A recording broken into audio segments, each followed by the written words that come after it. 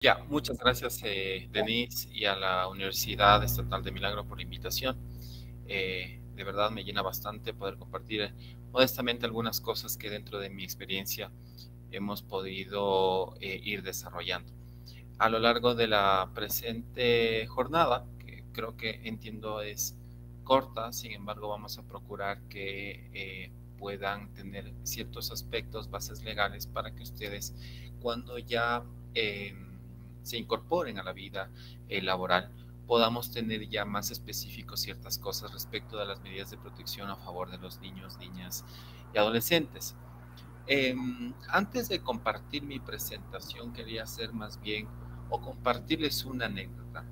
Dentro de lo que Denise desarrollaba mi hoja de vida, algo más importante, tuve la oportunidad de estar ahí. Me dicen que se escucha abajo. No sé si me confirma alguien más o solo es el compañero. Ahí se mejoró. Ya, chévere. Le voy a subir aquí. Entonces, una anécdota que les quería compartir es que una de mis experiencias creo que más importantes dentro del ámbito laboral es que fui abogado de la Fundación Álvarez Burneo, que se ubica en la ciudad de Loja, que se encargaba básicamente de un centro de acogida de niños, niñas y adolescentes. Les digo que sería la más importante porque eso me permitió dos cosas muy importantes. Uno, ya lanzarme a la vida profesional como libre ejercicio, fue uno de mis primeros empleos. Y dos, mantener la sensibilización y la importancia del rol del Estado, las instituciones públicas y la sociedad civil que tiene que tener frente a los niños, niñas y adolescentes. Y antes de ingresar a esta sala, de verdad me acordé de algo muy triste, en verdad, pero que sirve de base también para poder compartir, ¿no? Y poder empatizar la importancia de la normativa que posterior vamos a ver. Tuve una oportunidad de hacer una reinserción familiar de un niño que era muy querido en el albergue. Él tenía aproximadamente unos 10 años, más o menos, y de esa forma él al momento que ya tuvo la noticia de decir que se iba ya con su familia porque había superado ciertas circunstancias que le llevaron ahí al centro de acogida, eh, la escena melodramática, digo ahí porque yo estaba presente, eran 20 niños dentro de la institución viendo cómo se iba uno de los mejores amigos de ahí. Dentro de esos sentimientos encontrados que personalmente confieso yo tuve, me vi con una realidad muy fuerte de 20 niños que también querían salir por esa puerta. 20 niños que habían sido vulnerados sus derechos de una u otra forma. 20 niños que el Estado ecuatoriano, por medio de estos centros de acogida, tenían la responsabilidad de reinsertarlos en sus familias o mantenerlos hasta que cumplan su mayoría de edad. Esa realidad en nuestro país es muy marcada. Vivimos lamentablemente en un país muy rico en recursos naturales, sin embargo muy pobre en política pública, muy pobre en otras circunstancias que nos han hecho expandir esa brecha de desigualdad entre la pobreza y demás circunstancias, ¿no? Por tal razón, el día de hoy, y nuevamente ratifico la, la apertura que ha tenido el consultorio jurídico de la universidad, de esa forma, básicamente compartirles algunos aspectos técnicos importantes que tienen que tener en cuenta para poder ir debatiendo el tema. Como segundo punto, es importante también establecer cómo es que el Estado funciona, con la finalidad de entender cuál es la dinámica de estos centros de acogida, cuáles son a lo mejor los roles del Ministerio de Inclusión, Economía y Social, cuál es económica y social, cuál es el rol de las jurisdicciones de la niñez y adolescencia. Entonces, de esa forma, hay que entender muy bien que existe una junta cantonal, existe también la jurisdicción dependiendo de cada territorio, y es que el derecho público y sobre todo las entidades del Estado tienen un principio fundamental, ¿no? Que ellos tienen el deber y la obligación de garantizar los derechos establecidos en la Constitución de la República, exclusivamente el desarrollo integral de los niños, niñas y adolescentes. Ese es un sueño muy gigante que uno tiene, sin embargo, al mismo tiempo es una obligación inexcusable que tiene el Estado frente a los niños, niñas y adolescentes, y más aún en una circunstancia de vulnerabilidad, como es en el presente caso, ¿sí? Entonces, en el derecho público podemos hacer solo lo que está en la ley, mientras que en el derecho privado, que no se trata de este tema, se puede hacer todo lo que no está prohibido.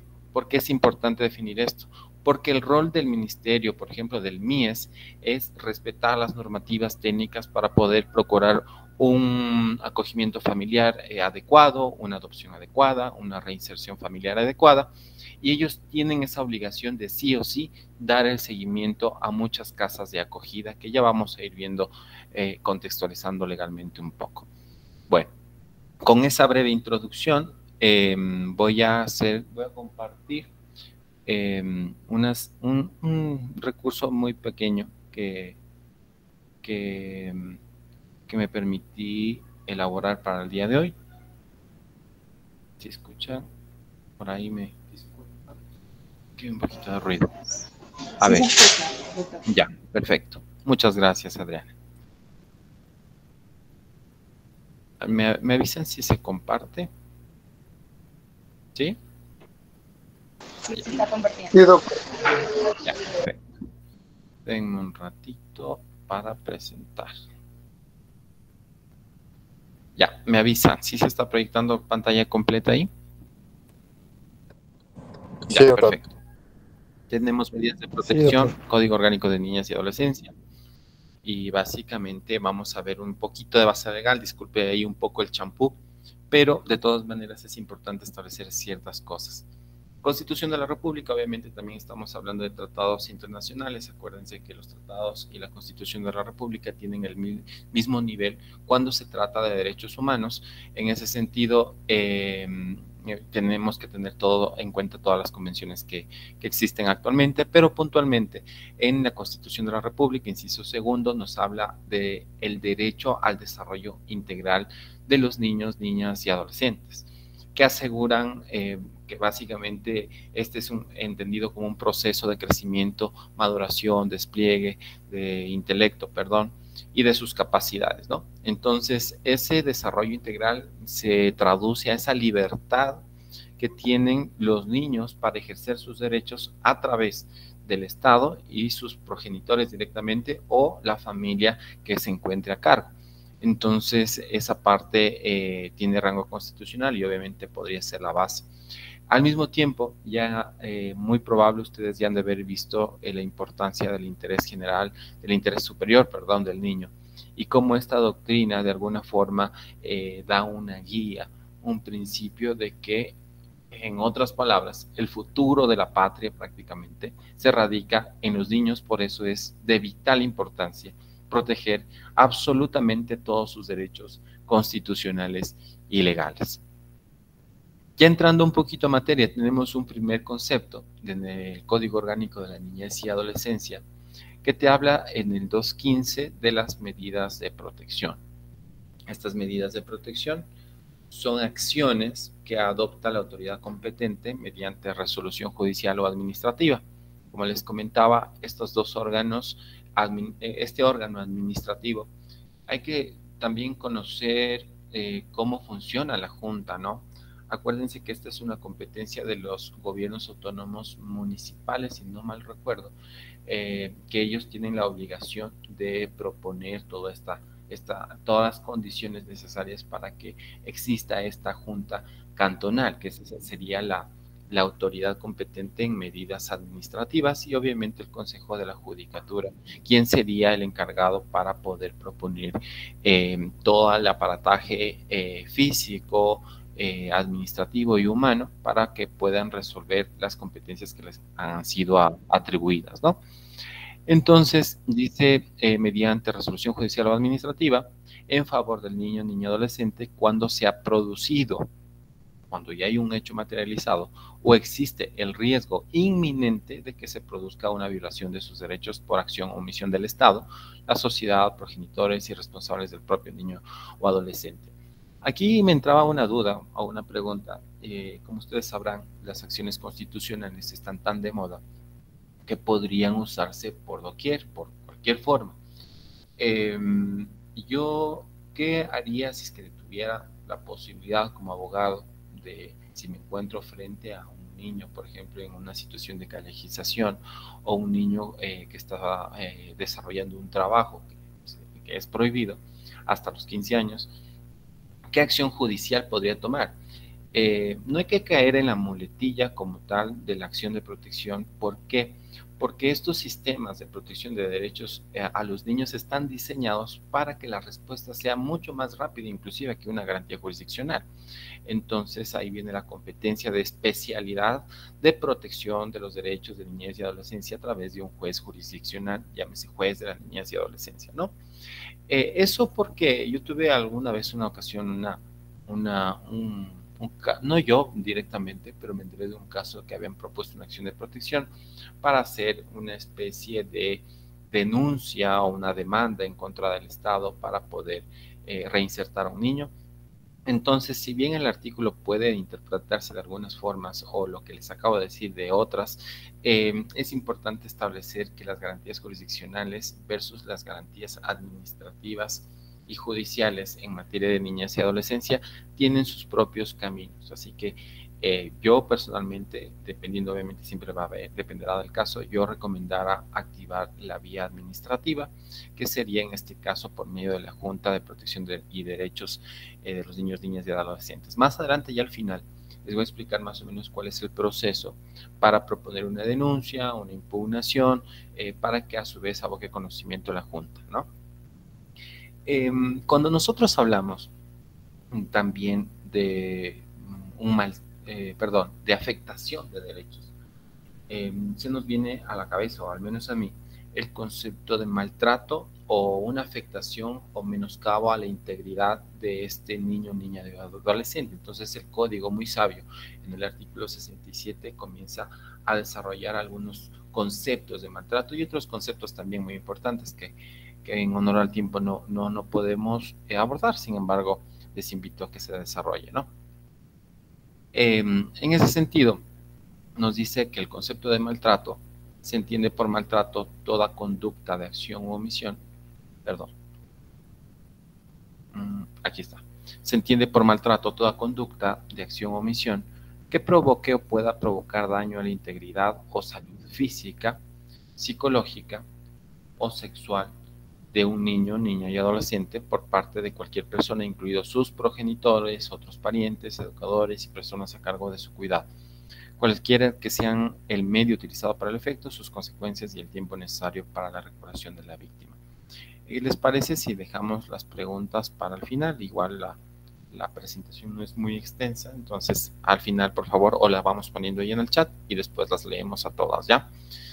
Y bueno, ¿no? Tenemos varios conceptos de maltrato. Unos dependerán también, no estamos en una clase de derecho penal, sin embargo, esto sí puede llevar a la esfera penal para que se pueda denunciar hechos inclusive que ameriten pena privativa de la libertad, ¿no? Entonces, el 67 mismo del CONA establece, además de las ya más comunes, ¿no? Del maltrato físico, del maltrato a la integridad sexual y otras más, he puesto aquí las que no son tan comunes, llamémoslas así, o si bien las conocemos, creo que era importante abordarlas en este punto. Tenemos el psicológico, que, bueno, ya conocemos más o menos que puede ser esta circunstancia, pero él textualmente nos dice que es el que ocasiona perturbación emocional, alteración psicológica o disminución de la autoestima en el niño, niña, adolescente agredido. Claro, ahora estamos en una época que ha evolucionado bastante las garantías de los niños y yo mismo tenía muchos problemas dentro del centro de acogida que les contaba, que los niños y los adolescentes, sobre todo cuando ya tienen esta capacidad de discernir de lo correcto e incorrecto, o cuando ya son más informados, ellos pueden como desarrollar ciertas habilidades inclusive conocer disposiciones legales para hacer y deshacer todo lo que ellos deseen. Pero no es tan así, también hay ciertos límites de comportamiento dentro de los centros de acogida y demás, ¿no? Lo tomaba en cuenta porque a la final ahí actúa bastante la parte psicológica, ¿no? Entonces, tengan en cuenta que tanto en la Junta como en la unidad judicial tienen todos los profesionales en psicología, en trabajo social y los demás que puedan ayudar a poder analizar la situación socioeconómica de cada persona, ¿no? Y también médica. El otro tenemos el institucional. La institucional como tal, me atrevo a decir que puede llegar a puntos o niveles. Creo que alguien está con el micrófono encendido para que me ayude. Bueno, el institucional nos sabe que... Y el micrófono. El maltrato institucional, el maltrato es institucional cuando lo comete un servidor. A ver, perdón, tengo un ratito a ver si lo puedo silenciar.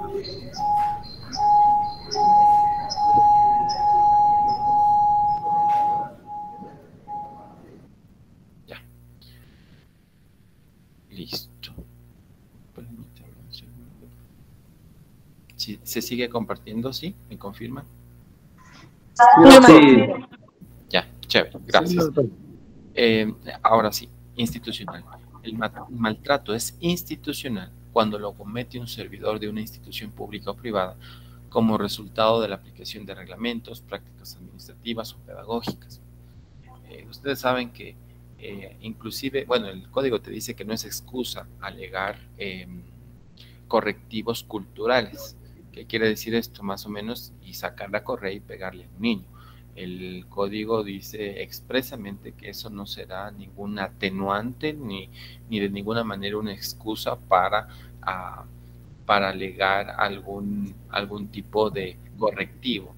¿Y por qué voy en el institucional? Porque también se han dado casos que, por ejemplo, cogen con una regla, les pegan a los niños en las manos y demás. Esto también es sancionado, ¿no? Entonces, ese es otro tipo de maltrato que también puede abordar en el tema de casa como en el institucional. Y finalmente, el trabajo infantil, lo que les comentaba hace un momento. El Estado y la sociedad, dice, deben elaborar y ejecutar políticas, planes, programas y medidas de protección tendientes a erradicar el trabajo de los niños, niñas y adolescentes que no han cumplido los 15 años. La familia debe contribuir al logro de ese objetivo, ¿no? La realidad de nuestro país es muy complicada. Ustedes sabrán que lamentablemente esta es una realidad que no ha sido superada.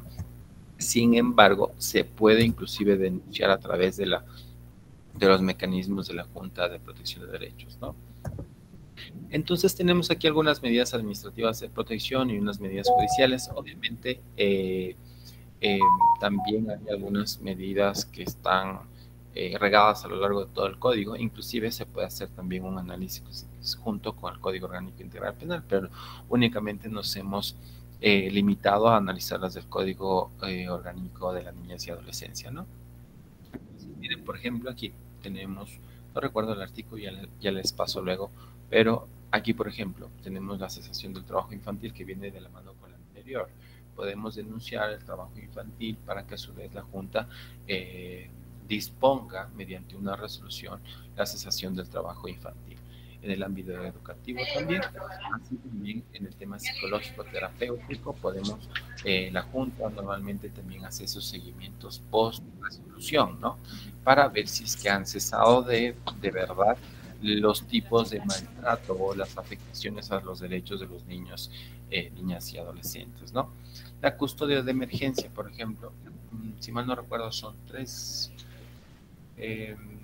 Esta custodia de emergencia es, por ejemplo, cuando se encuentra un niño o niña en una situación de callejización muy grave, ¿no? Entonces se propone esta denuncia y se ingresa a un centro de acogida hasta que un juez competente resuelva respecto de la custodia de emergencia para que disponga un acogimiento institucional o una reinserción familiar de ser el caso. Siempre se va a privilegiar la reinserción familiar por obvias razones, ¿no? Y un orden de cuidado. Si bien el código no lo explica de forma amplia, se entiende que es un llamado de atención o a lo mejor un poco más desarrollado. No he tenido esos casos, sin embargo, podemos interpretarlo de esa forma. En cuanto a las medidas judiciales de protección, tenemos tres. Tenemos acogimiento familiar, acogimiento institucional y la adopción propiamente. El acogimiento familiar no estoy muy enterado de cómo esté evolucionando actualmente, sin embargo es una especie de acreditación.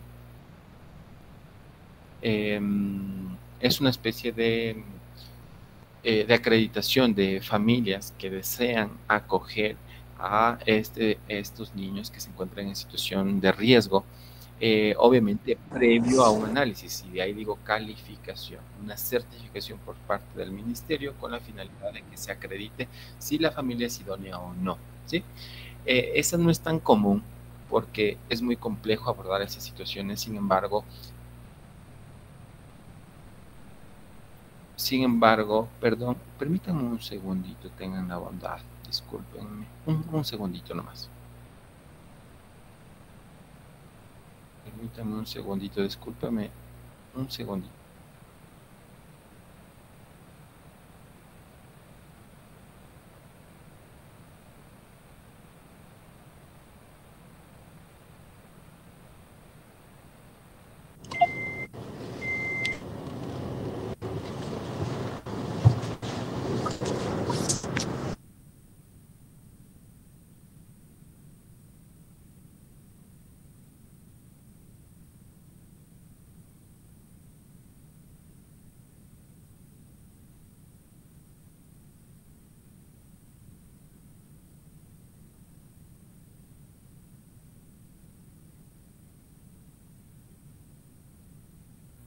Perdón.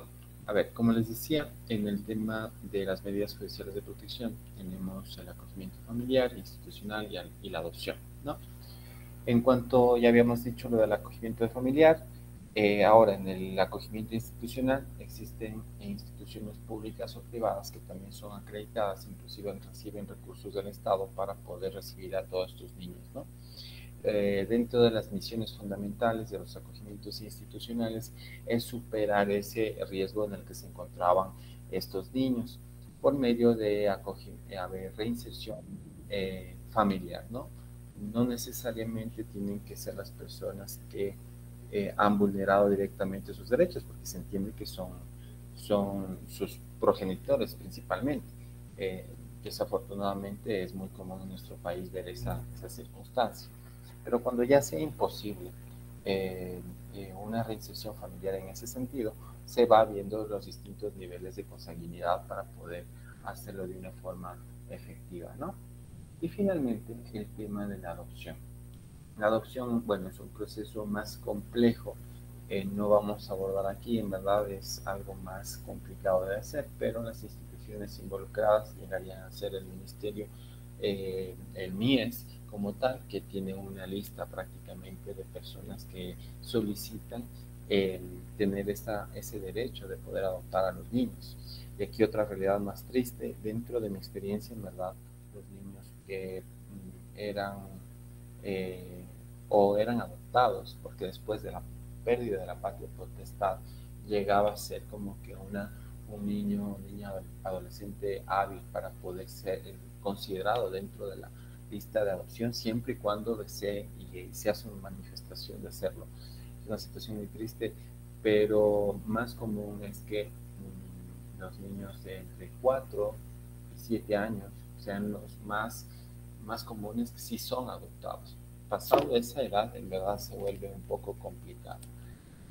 El dato que les doy no es con el ánimo de bajar de ninguna manera la esperanza. Creo que si estamos en algún momento en esa situación, olvidarnos un poco del dato y afrontar y ver todos los mecanismos posibles para que se puedan materializar. Entonces, eso por un lado. Aquí les quería, bueno, para no hacer tan largo el cuento, tenemos, tenemos aquí más o menos cómo sería la dinámica del procedimiento administrativo de las medidas de protección, ¿no? Todo iniciaría con el tema de la denuncia o actuación de oficio. La Junta también lo puede hacer. Sin embargo, lo más común es que los centros de acogimiento o el MIES presenten su denuncia y ahí se comienza a activar el procedimiento administrativo. Como parte número 2, tenemos el abocamiento y la citación, que es ya hacer conocer a la autoridad, a la Junta, y también disponer la citación a los supuestos agresores, ¿no? También tenemos luego, de conformidad al artículo 238, esta audiencia de contestación, que es prácticamente una audiencia común y corriente, donde aquí establece los lineamientos, ¿no? Los fundamentos de la denuncia, también se pronuncia el ministerio, también se pronuncia la parte de... Sí, primero perdón, el denunciante, me parece que es el ministerio, y después se da paso a la parte denunciada, ¿no? Para que también en efecto haga sus descargos. Y en ese mismo momento, hay, dependiendo de cómo es la formalidad, saben que es muy informal a veces este tipo de audiencias. He tenido experiencias distintas dependiendo de la región.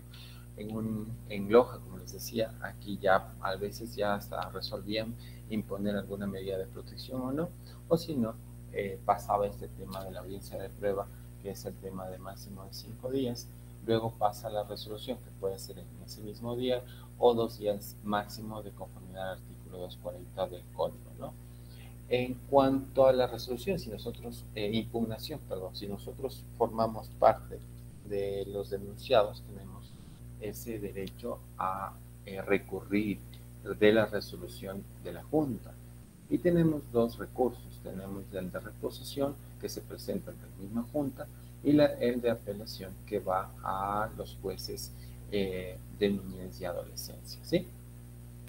En ese sentido, más o menos sería la dinámica del procedimiento administrativo. Si ustedes desean hacer ese ejercicio, acuérdense que en todo esto hay informes técnicos que le dan elementos para formular esta voluntad administrativa de la Junta Cantonal.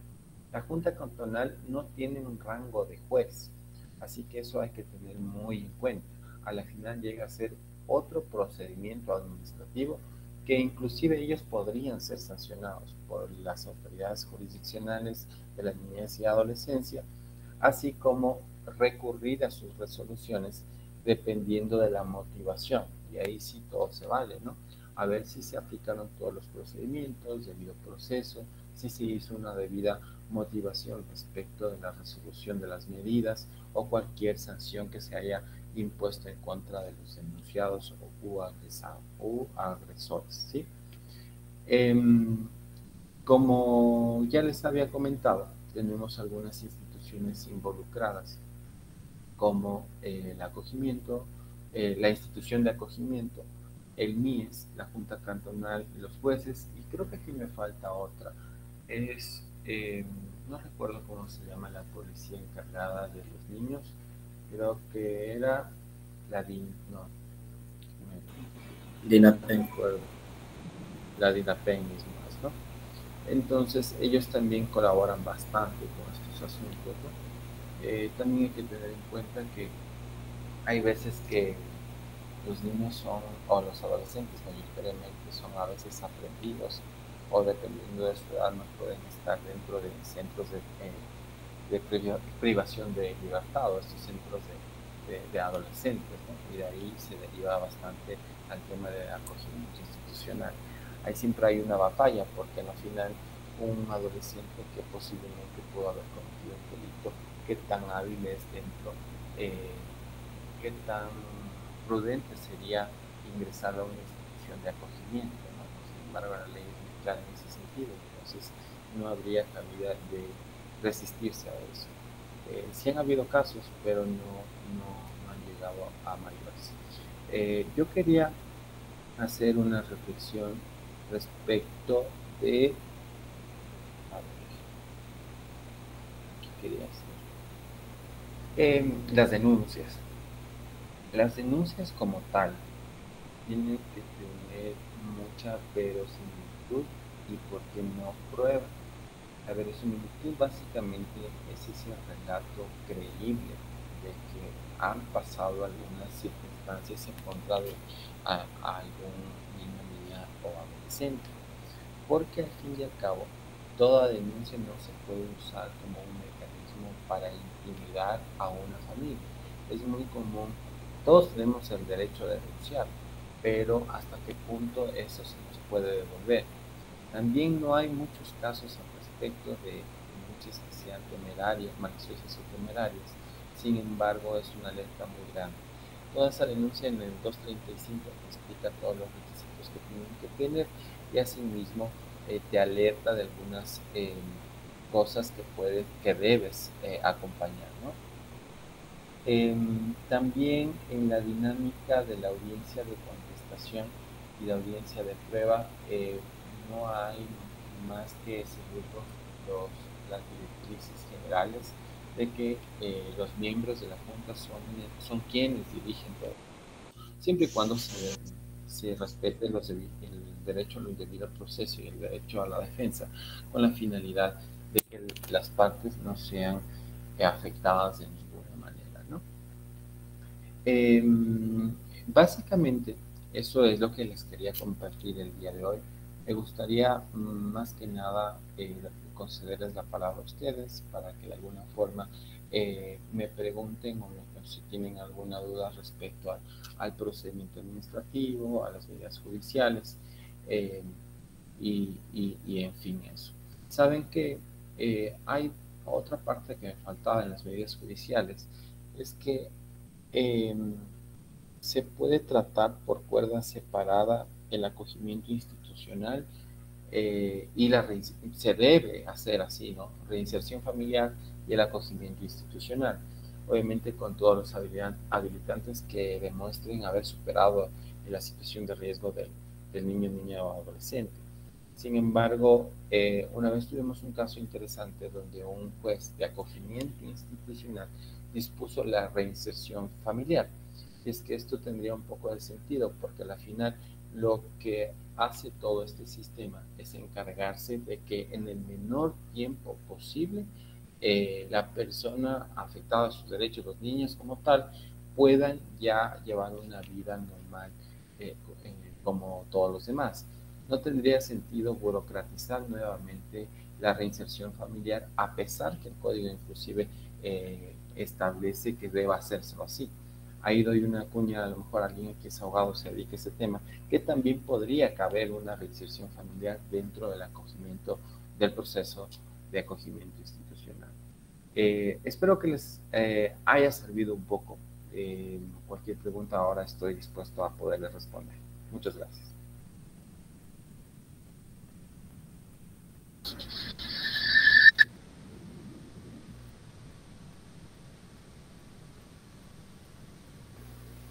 Micrófono. Hola. Hola. Buenas tardes, estimado abogado Cristian. Le saluda la abogada Maite Ceballos del Consultorio Jurídico Gratuito. Muchísimas gracias por habernos dado la apertura para que pueda el día de hoy impartir este webinar con los estudiantes de UNEMI. Ahora sí les damos el paso para que puedan hacer algún tipo de pregunta con el expositor para poder terminar nuestro webinar.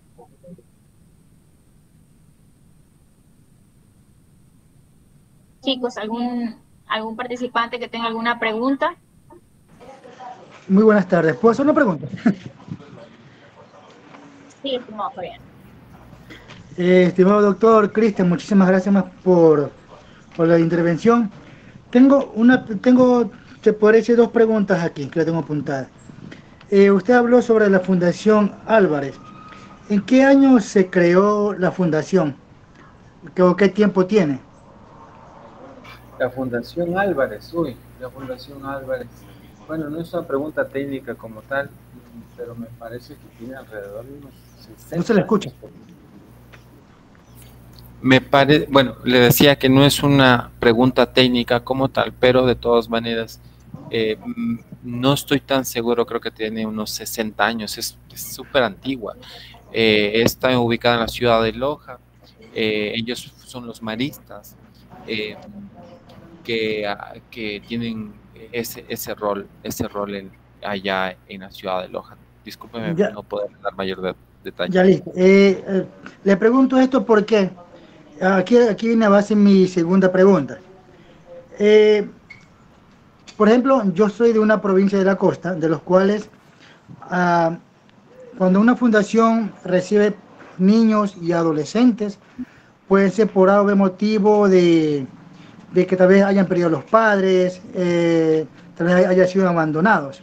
Ahora, en ciertas provincias no hay estas fundaciones. En mi caso, en la provincia donde yo estoy, no hay unas fundaciones.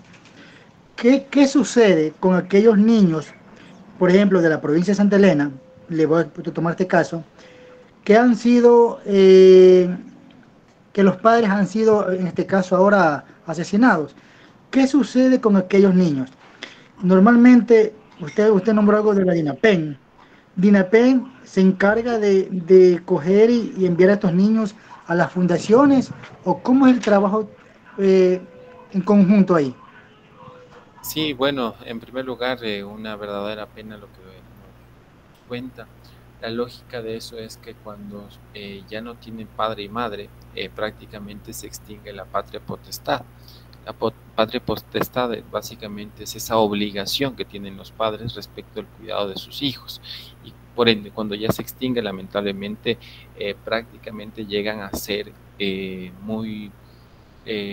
siguiente paso sería el acogimiento, la reinserción familiar dentro de otros niveles de consanguinidad de la familia de los niños, siempre y cuando haya ese deseo de hacerlo, ¿no? Yo primeramente haría eso y luego si es que no hay esa situación, automáticamente la Junta Cantonal o un juez también dispone de entre todo el estado que debe tener el ministerio que se disponga el acogimiento institucional.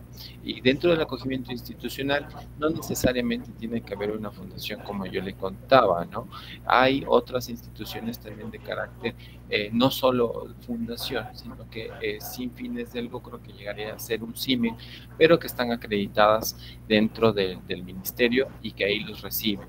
Ahí esos niños, en teoría, deberían recibir todos los beneficios que un niño normal debe tener, ¿no? Asesoría inclusive jurídica, psicológica y demás. Ok, perdón, pero me permite la última. Por ejemplo, en este caso, hace unos días atrás, en los ámbitos de práctica, ¿no? Hubo un caso de los cuales una parejita extranjera estaba haciendo trabajar a los niños en la calle. ¿Qué pasa con estos niños extranjeros? ¿Qué sucede con ellos? Sí, siguen la misma suerte porque a la final están en territorio ecuatoriano. Obviamente, si es que los progenitores no se encuentran aquí en el país, se tiene que hacer una avanzada inclusive al exterior por medio del Ministerio de Relaciones Exteriores y las embajadas para poder hacer la reinserción familiar. De hecho, tuve un caso igual de un niño que era de origen de Estados Unidos, entonces era estadounidense, entonces se siguió esa lógica, ¿no? Estaba en el acogimiento institucional y se hizo un contacto allá en Estados Unidos para poder, conjunto con la embajada, a que superen todas las deficiencias institucionales, las deficiencias de riesgo que hay. ¿Qué pasó en este caso? Es que uno de los progenitores, el papá, quien vivía con el niño en la ciudad de Loja, se dedicó al alcohol. Entonces ya no era hábil hacer una reinserción familiar ahí, ni por más que se dieron todas las facilidades para que salga la persona de esa enfermedad, ¿no? Porque es un problema de salud pública. Sin embargo, no se llegó a superar y se logró una reinserción a través de la embajada con la madre del niño. Obviamente habían ciertas dudas de por qué el niño se encontraba acá sin su madre, pero a la final el señor bajo la lógica tenía el mismo derecho que su madre, entonces, y con la bendición de ella, ¿no? Por eso nos pedían inclusive las autorizaciones de salida del país cuando la patria potestad es compartida. Eso logramos en ese caso. Ya, estimado, por ejemplo, ¿qué pasaría? Bueno, si en este caso el niño llaman a la familia que está fuera del país y por algún motivo no llegasen a contestar para tratar de ubicar a las familias.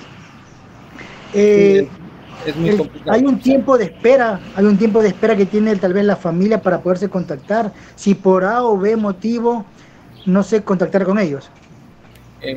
No conozco yo directamente, pero obviamente el acogimiento institucional tiene que hacer todo, buscar todos los mecanismos para poder llegar a su familia, ¿no?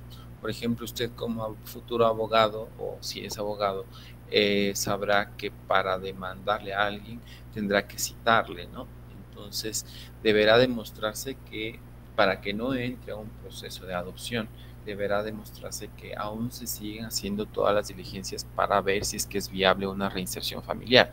Y ahí es donde le decía que la embajada ahí cumple un rol muy importante con la finalidad de hacer esa situación. Obviamente son cosas muy complicadas, todos quisiéramos tener todos los recursos del mundo para poder eh, hacer estas reinserciones, pero también tenemos lamentablemente ciertas limitaciones. Ok, gracias. Ingrid parece que tenía levantada la mano.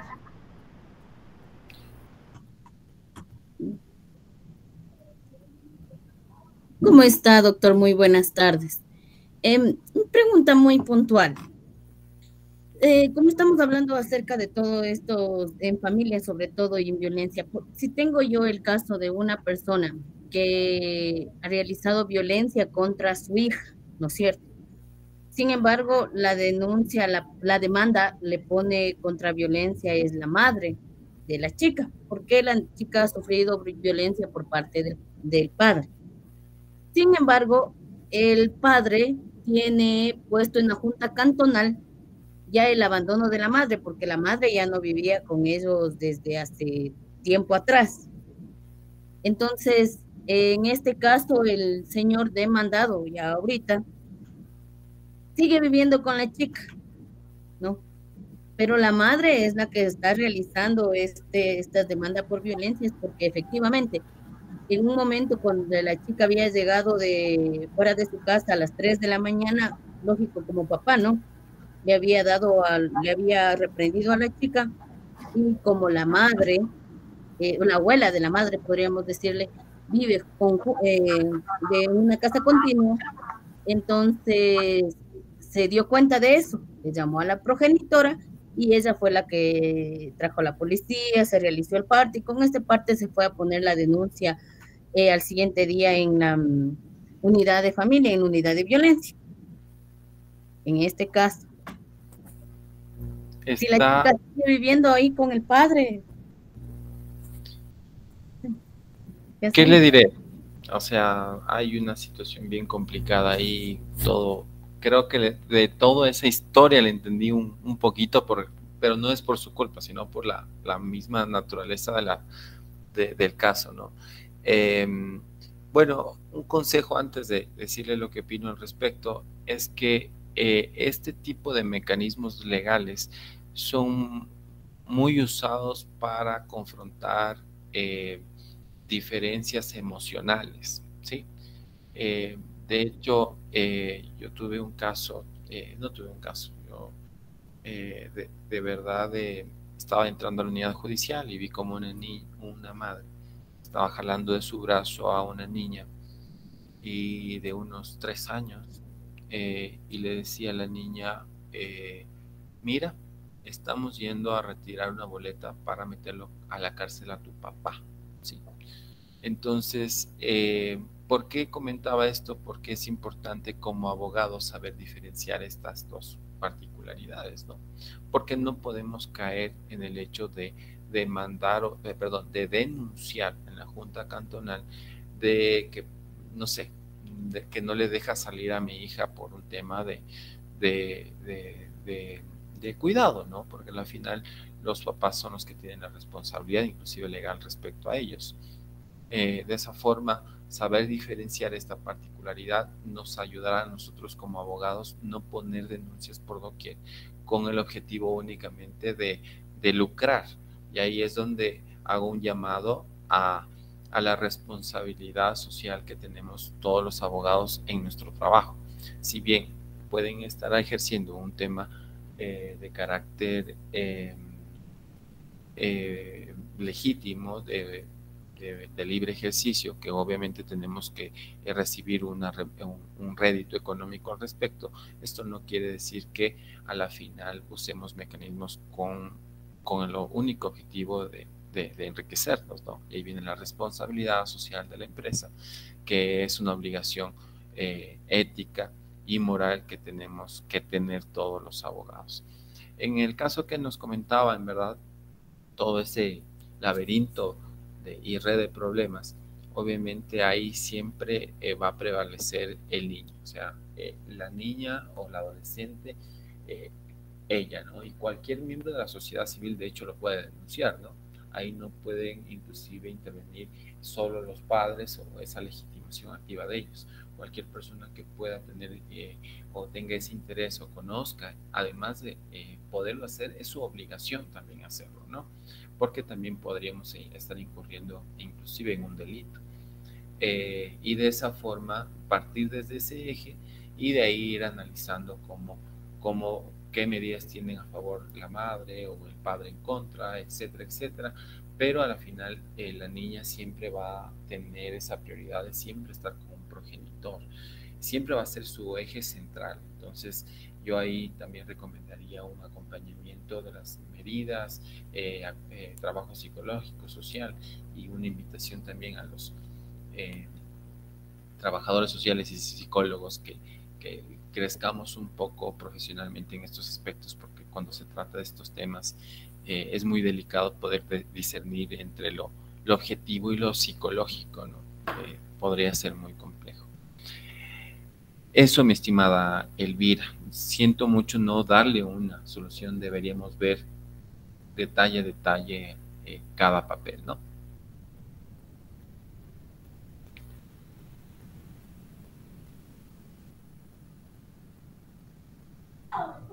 Muchas gracias, doctor. En este caso, entonces, la solución, bueno, más o menos podríamos en esta situación nosotros poner una demanda por tenencia, ya que el padre es el que tiene o sea, vive con el padre. Lamentablemente ellos hicieron solamente la declaración en la Junta Cantonal. Sin embargo, usted sabe que la declaración en la Junta Cantonal no es como una orden judicial, ¿no es cierto? Entonces, cabería en este caso poner la demanda por tenencia. Podría ser, o sea, sí puede hacerlo. Es que hay varios mecanismos, ¿no? A ver, si es que bien es una junta cantonal, por ser una medida administrativa, no es que no tenga validez. Que se puede impugnar es otra cosa. Acuérdese que llega a ser una especie de acto administrativo con un juez de niñez y adolescencia, pero el acto administrativo tiene igual de fortaleza que una sentencia judicial. Entonces, y tiene que ser cumplida, y si no, ahí puede incurrir en otro tipo de delito, ¿no? Entonces, puede usar las dos vías. A la final dependerá de la estrategia técnica que usted desee usar en cada caso y la particularidad. Yo, en verdad, yo sugiero agotar la administrativa. Creo que puede haber alguna luz ahí, y si no, presentar luego la demanda de tenencia que usted mismo sugiere. Muy amable, doctor, muchas gracias.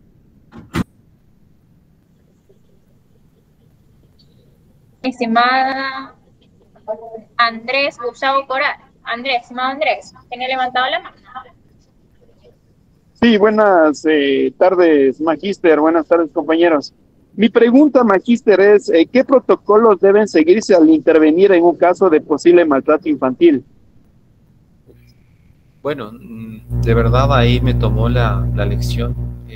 Sabe que en el tema de maltrato infantil inclusive hay que tener mucho cuidado al momento del desprendimiento del núcleo familiar, porque si ya tenemos un progenitor que está agrediendo directamente o hay esa presunción bien evidente de aquello, no hay que desconocer que el niño y el progenitor tienen un vínculo muy fuerte, que inclusive puede revictimizar la falta de un protocolo que se haga de esa forma. De hecho, vi un video hace unas semanas atrás de un caso muy similar que me puso a reflexionar de aquello, que la Policía Nacional le arranchaba directamente al hijo de un padre, no por negligencia y por demás circunstancias o por alguna decisión judicial. Entonces, lo más recomendable, obviamente, tendría que revisar si es que existe un protocolo concretamente, pero eso lo hace directamente la DINAPEN o lo hace alguna autoridad administrativa, pero también pueden haber vulneraciones a los derechos en ese sentido. No estoy muy seguro si existe un protocolo, pero si no, mínimamente yo haría a través de un psicólogo, ¿sí?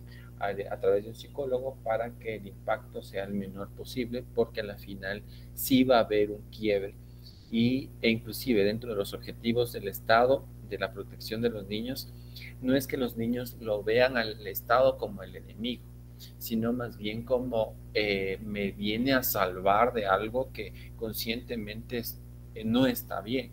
No quiere decir que le satanice a mi progenitor, pero en algo tendrá que mejorar. Pero me parece muy, muy importante su observación, pero yo lo haría de esa forma, a través de profesionales de la salud mental y en función de eso no causar esos traumas. Gracias, sí. Doctor, otra pregunta tengo. ¿Usted qué piensa sobre los obstáculos comunes que enfrentan las autoridades para aplicar estas medidas? Ya, usted, según lo que usted piensa, doctor, ¿qué obstáculos comunes enfrentan las autoridades para aplicar estas medidas de manera eficaz en un caso de medidas de protección contra la vulneración de derechos de un niño? Bueno, una que se me viene a la mente ahorita, obviamente siempre hay ciertas limitaciones en los acogimientos institucionales. Como bien decía un compañero suyo, aquí no tenemos una fundación. ¿Qué pasa ahí? O sea, obviamente tenemos que destinar más recursos. Pareciera simple la respuesta, pero al mismo tiempo es compleja, porque hay ciertas prioridades que no se están respetando. Tenemos la prioridad de los niños acá arriba, ¿sí? Acá arriba, y de ahí vienen, inclusive me atrevo a decir que los trabajadores, que los grupos de atención prioritaria, que también están los niños, pero de todas maneras el niño va siempre con rango constitucional. Otra de los impedimentos, también lo mencioné, es que a veces las casas de acogida no tienen la preparación suficiente para abordar casos un poco más complejos, y por eso mi invitación a los psicólogos, trabajadores sociales, en mejorar su preparación, porque en verdad el niño y el adolescente, inclusive hormonalmente, es muy complejo de abordar. Y hasta qué punto puede un centro de acogida recibir a un presunto adolescente infractor, que por ejemplo estuvo vinculado en hurto y en otro tipo de situaciones. No hay un protocolo como tal para poder recibir a esos niños. Tampoco es que los puedo discriminar, porque si entran ahí al centro de acogida, no puedo decirle tú, porque eres un presunto adolescente infractor, te vas a ir acá, y los sanitos o los que no tienen ningún antecedente penal, lo que sea, van para acá.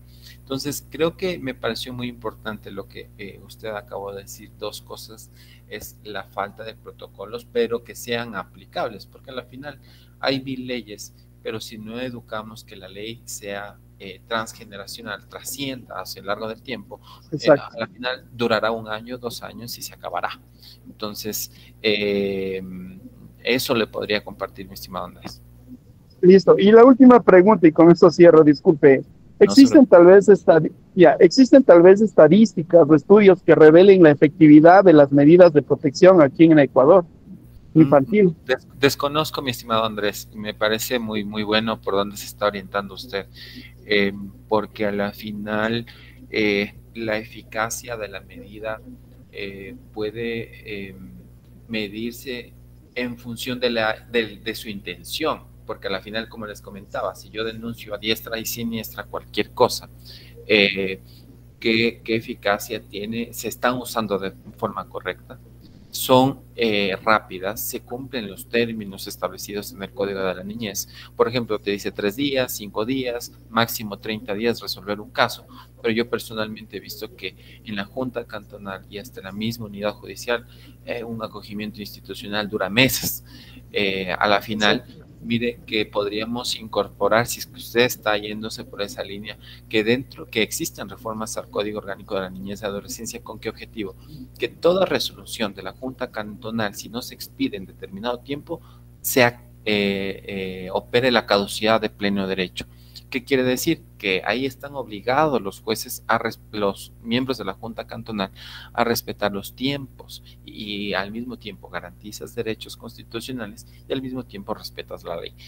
Podría ser una salida para, al menos en cuestión de tiempos, mejorarlo un poco. Y disculpe, doctor, ¿qué reformas o mejoras legales usted considera necesarias para fortalecer estas medidas que usted acaba de mencionar? Sí, bueno, la que yo le digo sería obviamente la urgencia de la atención, ¿no? Yo me ratifico en la que acabé de decir, ver una reforma legal también para mejorar el acogimiento familiar, que haya un más eficiente registro de los acogimientos familiares, ¿no? Para también ser otro mecanismo al acogimiento institucional, ya que el acogimiento familiar se parece muchísimo más a un entorno familiar legítimo, ¿no? Podría irnos en esos dos puntos, mi estimado Andrés. Muchísimas gracias, doctor, muy amable. Doctor, tenemos 3 personas más y ya podemos concluir el webinar. Por favor, Elvira, tenía levantado la mano, a ver si quiere hacerle una pregunta. Sí, muchas gracias. Doctor, buenas tardes, una excelente ponencia. Le agradezco mucho que usted esté presente aquí. Mi pregunta va muy en relación a lo que usted ha estado incluso contestando y las inquietudes de los compañeros. Tenemos presente que nuestro derecho, nuestro marco jurídico del Ecuador está orientado al sistema de protección integral de los niños, directamente tomarlos a ellos como una prioridad. Entonces, mi pregunta es, ¿cómo va a operar el sistema de protección de niños, niñas y adolescentes cuando antes de conocerse un supuesto maltrato a un adolescente ha existido una denuncia, ¿verdad?, que ha hecho incluso el padre de familia a ese mismo adolescente? Y eso se llega a conocer en el proceso. A mí me admiró mucho. Yo el caso ahí, cuando lo conocí, no estudiaba Derecho. Recién ahora soy estudiante, por eso digo que en teoría nuestro marco jurídico tiene el sistema totalmente en protección a los niños. Entonces, ¿cómo opera allí? Entiendo su preocupación. Disculpe que le corte, ¿verdad? Entiendo la preocupación y le invito a ver inclusive esa serie de Netflix que ha salido reciente de adolescencia. Es muy buena, ¿por qué? Porque yo al final la interpreto de dos lados, ¿no? Y en el lado que me corresponde en este momento es que hay veces que los padres no tienen la culpa. Hay veces que los padres también pueden ser vulnerados sus derechos. Y es que la regla del derecho general es que tus derechos terminan donde el mío comienza. Y ahí es donde hago mención a la serie, porque al final decía, ¿qué hicimos mal? ¿Por qué nos está pasando esto? Y es que los niños como tal, o todo el sistema carcelario, el de acogimiento institucional, es una respuesta a las fallas del Estado. El Estado no puede combatir pobreza. El Estado se siente limitado en poder fortalecer la salud mental, por ejemplo, en los niños, o la verdadera reinserción social en todos los centros de rehabilitación. No existe tal. Entonces, el sistema lo único que hace es castigar las mismas deficientes del mismo Estado. Entonces, en función de eso, yo diría, si yo fuera padre de familia, yo sí tengo una nena de 11 años, si llegara a sobrepasar mis derechos, yo sí podría proponer una denuncia con toda la libertad del mundo. Obviamente entran ahí ciertos aspectos morales que te dicen, no, es que yo no puedo denunciarlo a mi hijo, ¿no? Es casi imposible, pero o es incorrecto socialmente, moralmente, como le digo. Cuando pasa eso, yo creo que habría todo el derecho de hacerlo. Ahora, cuando pasa una situación de que por esa situación el padre descuida al hijo, ahí es donde entra el debate de los derechos, ¿no? Y la ponderación de los derechos. Y la Constitución, en evidente, cuando hay un conflicto de dos partes que tienen o se ven vulnerados sus mismos derechos, ahí viene esa ponderación. Y la ponderación nos la pone la misma Constitución respecto al interés superior del niño. Con el dolor del alma, el niño es una persona, bueno, no el dolor del alma del adulto que también fue vulnerado sus derechos. El niño se supone que todavía tiene ese proceso de desarrollo integral para poderse reinsertar en la sociedad.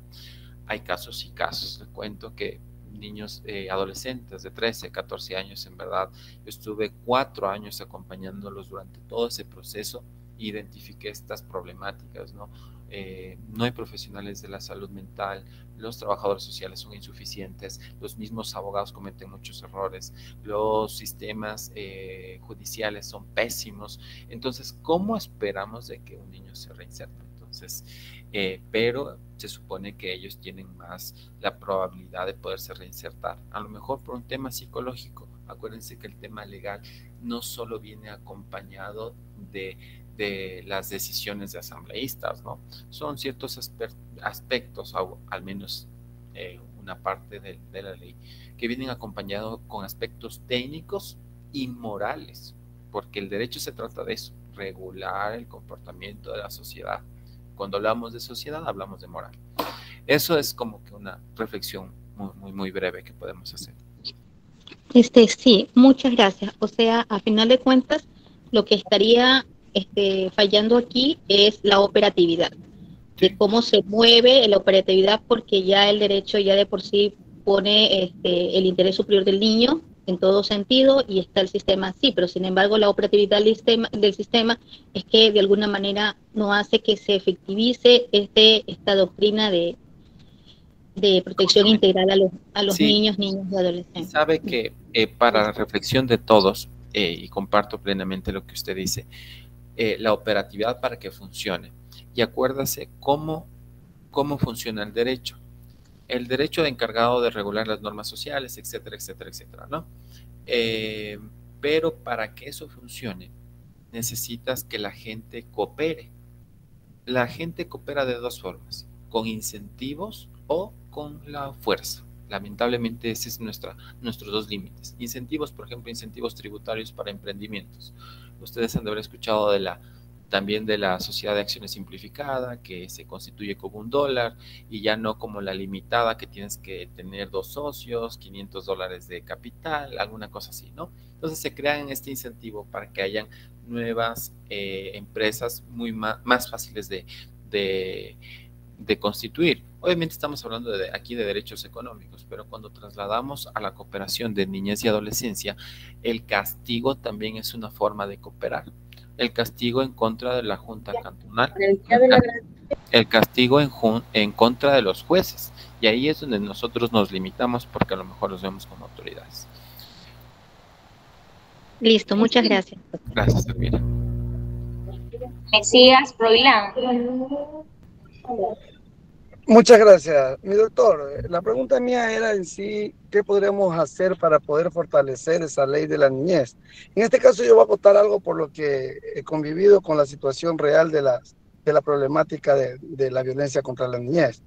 En este caso, verá mi doctor, es una sociedad en sí que se está formando, en sí por muchas situaciones económicas o la situación de la forma de vida. Pondremos en el caso de mucho alcohol, mucho libertinaje. En este caso, los niños en sí, pondremos ya a los 14 años, ya son madres. Imagínense las niñas, 14 años. Entonces, ¿cómo ellos van formando esa sociedad en sí. En este caso le digo a mi doctor también, el otro punto era de que nosotros tenemos la situación en sí del problema de la niñez, es que todas las instituciones en sí no correlacionamos a la situación de un trabajo que sea eficiente hacia el niño.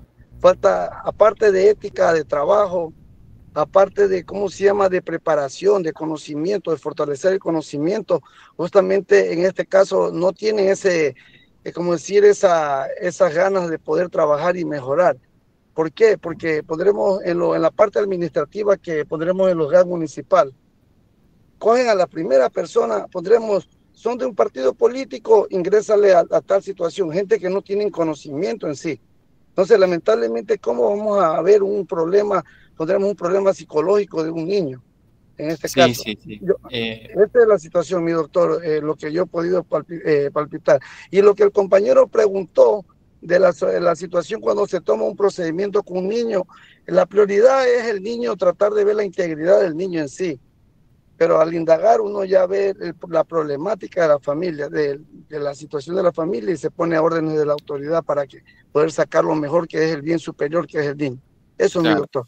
Muchas gracias, Mesías, por tu reflexión. La verdad que detrás de un niño hay una familia. Entonces, y esa familia, acuérdense que este es un problema muy sistemático, ¿no? Muy complejo de abordar. No creo que se puede reducir el debate a que no hay plata, entonces no se puede ejecutar las políticas, o vivimos en un país corrupto, ¿no? No es tan sencillo decir solo eso, porque a la final ahí viene la corresponsabilidad de la sociedad al momento de elegir nuestros mandantes. Ahí viene donde dicen, sí, el 60% de la población está de acuerdo en que ese miembro de la Junta Cantonal vaya, o por último ganó. Es esa representación del pueblo en sentarse en esa silla. Entonces no es tan sencillo. Creo que yo tengo una idea un poco, a lo mejor no sé si descabellada, pero el sistema democrático ha fallado. Es un sistema muy caducado. Necesitamos evolucionar en la forma de representatividad en nuestras ciudades, y eso se traduce al momento de poner nuestras autoridades también. Claro, tenemos leyes, todo, pero ahora que se apliquen en contra de nuestros mismos amigos, o porque me cayó bien, o porque el otro le quiere cepillar al jefe, no le voy a sancionar. Entonces es un tema cultural tan complejo, pero tan complejo, que creo que no lo podemos reducir a un debate de que es que él es corrupto. Creo que nuestro sistema está bien complejo de solucionar. Gracias, doctor. Gracias, Mesías. Y por último tengo a Rosemary Maritza, Córdoba. Buenas tardes, abogada. Bueno, yo quería comentar algo, o no sé si me pudiera despejar la duda. Algo más o menos a lo que yo quiero preguntar, ya lo han manifestado mis compañeros, pero no como yo lo quiero preguntar ya. Por ejemplo, estábamos hablando de los adolescentes infractores, de los derechos de los adolescentes, y la verdad es que en mi opinión, y justo hace unos meses yo conversaba con una persona en la que yo le decía cómo los tiempos han cambiado tanto, porque en la época en la que nosotros estábamos en la escuela, y justo ahorita usted hace hincapié en que lo de la reglita de madera, que eso no puede ser posible. En la época en la que nosotros estudiábamos era algo normal, regía de manera normal en las instituciones educativas. Y la verdad es que yo llevaba eso a una pregunta, y yo decía, bueno, ¿será que en aquel entonces estábamos nosotros como niños, como adolescentes, estábamos desamparados por la ley? ¿O será que hoy en día a los niños y adolescentes de la actualidad les están dando demasiados derechos? Porque si bien... Perdón. Porque continúa, si bien es cierto, porque si bien es cierto, yo me educativo, Ya, si bien es cierto, hoy los niños y adolescentes están, yo pudiera decir que recontra, que resguardados por los derechos que se les da y minimizan en cambio los derechos de los docentes como tal. Ahora, como padre, tenía una pregunta, y es en qué momento uno como padre, uno puede saber en qué momento ya está o esto ya se convierte en un maltrato y una corrección. No sé si me estoy dando a entender. O sea, ¿en qué momento ya una corrección se convierte en maltrato? Porque sí, totalmente de acuerdo. Perdóneme que le corte porque ya le entendí la línea y me voy a excusar, tengo un temita en unos 10 minutitos, entonces para concluir con esta pregunta. Mira, lo que pasa es que me pareció muy bien su enfoque, ¿no? Porque habla del pasado de su niñez, de nuestra niñez, y el presente de la niñez de nuestros hijos, ¿no?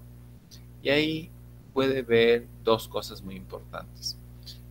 A lo mejor uno puede tener la premisa cultural de que con ese tipo de correctivos, como les decía, uno coopera por incentivos o por la fuerza, pero eso es un pensamiento muy político, muy maquiavélico, ¿no?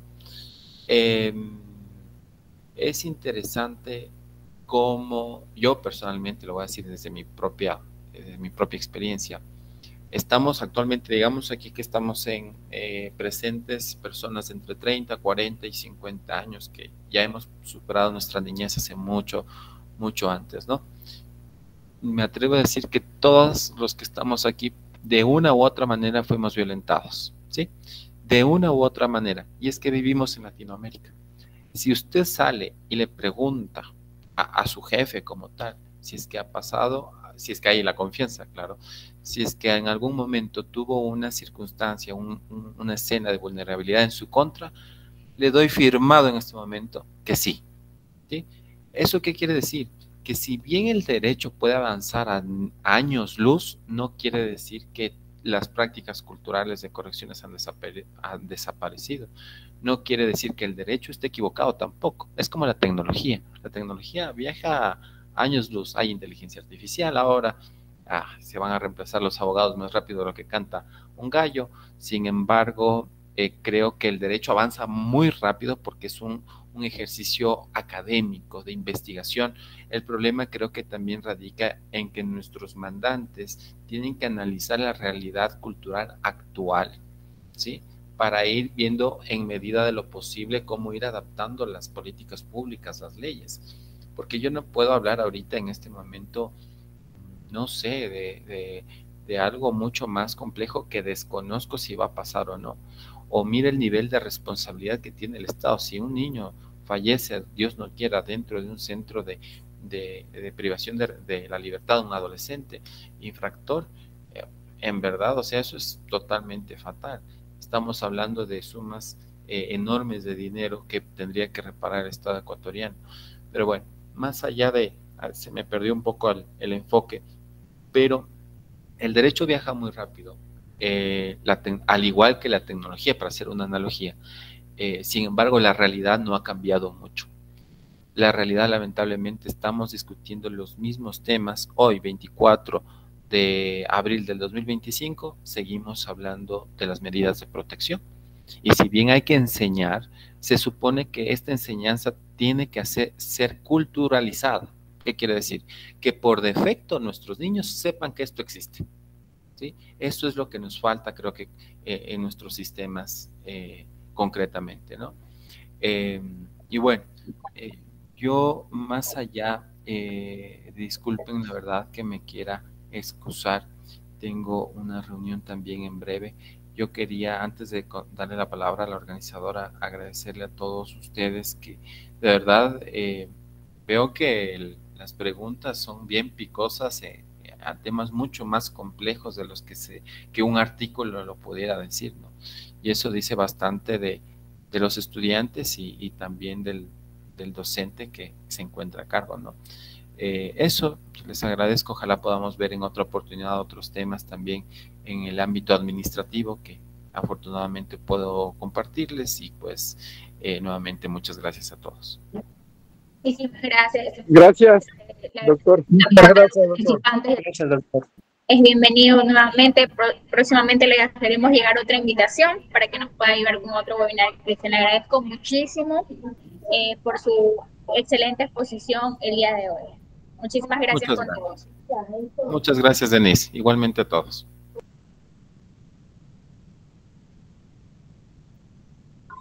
Gracias, doctor. Yo tengo una pregunta.